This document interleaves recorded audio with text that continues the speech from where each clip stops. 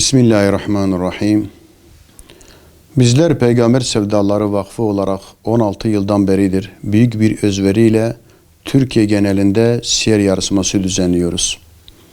Allah'ın izniyle bu pazar günü 8 Şubat'ta Türkiye genelinde siyer yarışmamızı gerçekleştireceğiz.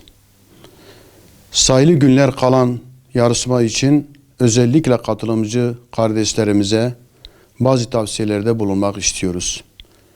Mağdur olmamaları için, sınav günü herhangi bir sıkıntı çekmemeleri için bu tavsiyelerimize kulak asmalarını kendilerinden istirham ediyoruz. Malumunuz bu pazar günü yarışmamız sabahleyin 11'de başlayacak.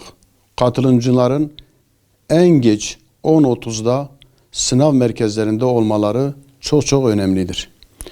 Gelirken yanlarında muhakkak silgi, kalemtıraş ve kalem gibi ihtiyacı olan malzemeleri getirmeleri kendileri için çok daha iyi olacaktır. Özellikle sınav süresi içerisinde optiği işaretlerken bilgilerin eksiksiz bir şekilde kaydetmeleri gerekmektedir.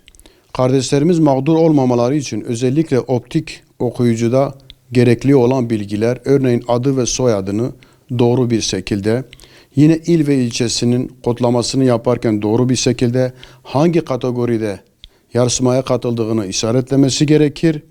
Öğrenim durumu, TC kimlik numarası ve telefon numarası çok önemlidir. Malum sınava gelirken kardeşlerimiz telefonla yarışmaya katılamıyorlar, telefonlarını getiremiyorlar. Muhakkak öğrencilerimize TC'lerini ve telefon numaralarını bir kağıda yazıp ceplerine koyalım ki optiği doldururken doğru bir şekilde iletişim bilgisi olan telefonu ve TC'lerini doğru bir şekilde kodlamaları gerekir ki biz onlara ulaşabilelim. Aksi takdirde doğru şekilde kodlanmadığı zaman hem verileri sağlıklı bir şekilde işleyemiyoruz hem de kardeşlerimize ulaşıp derecelerini aktaramıyoruz.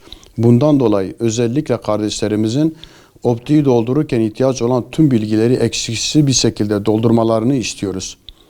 Pazar günü kaydını yapmış olan Türkiye genelinde 200 binin üzerindeki katılımcı kardeşlerimize muhakkak yarışmaya katılmalarını öneriyoruz.